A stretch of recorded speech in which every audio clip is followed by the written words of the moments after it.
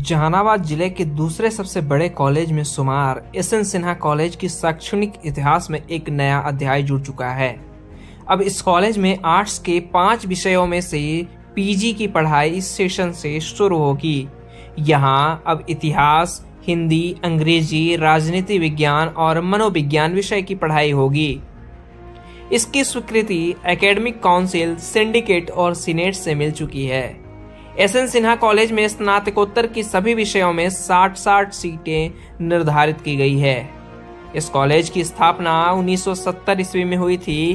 55 साल बाद यहां अब पीजी की पढ़ाई की अनुमति मिली है। इसे लेकर भी खुशी का माहौल है। उन्हें बाहर गया या औरंगाबाद जाने से अब छुटकारा मिल सकता है।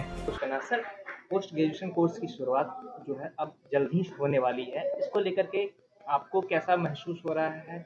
छात्रों को क्या कुछ फायदे होंगे सर?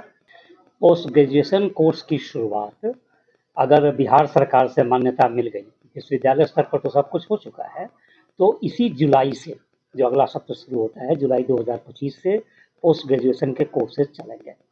और जाहिर सी बात है कि खुशी तो होगी ही, क्योंकि 55 वर्षों का इतिहास है इस महाविद्यालय का, और 55 वर्षों में पहली बार हम स्नातक स्तर से स्नातकोत्तर स्तर की तरफ बढ़ रहे हैं। विद्यार्थियों के लिए सबसे बड़ा फायदा ये है कि स्नातकोत्तर की पढ़ाई के लिए उन्हें जो जाना पड़ता था बहुत दूर दूर, या तो गया जाइए, औरंगाबाद जाइए, अब उन्हें जहानाबाद में ही बहुत सारे विषयों क्या कि मेरे यहाँ 5 विषयों में स्नातकोत्तर की पढ़ाई अब संभव हो पाएगी और वो यहीं पर नामांकन कराएंगे। तो आर्थिक रूप से भी और समय के दृष्टिकोण से भी देखें तो उनके लिए फ़ायदा ही फ़ायदा है इसमें। हाँ, इसमें है इतिहास, राजनीति शास्त्र, हिंदी, इंग्लिश और मनोविज्ञान, ये 5 विषय हैं।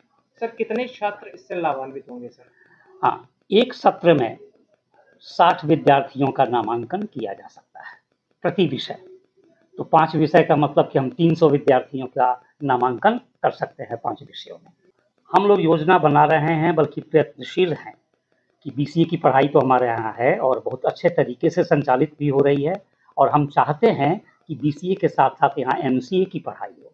तो जिन बच्चों को जहानाबाद से बाहर या कभी कभी बिहार से भी बाहर जाना पड़ता है एमसीए की पढ़ाई के लिए, वो एमसीए की पढ़ाई यहीं पर कर पाए। योगदान इसमें किनका है सर? हाँ, कब से इसमें देखिए, महाविद्यालय के लोग तो लगे हुए हैं, लेकिन जैसा मैंने कहा कि सिंडिकेट के हमारे जो सदस्य हैं प्रोफेसर नरेंद्र कुमार सिंह, इनका बहुत बड़ा योगदान है।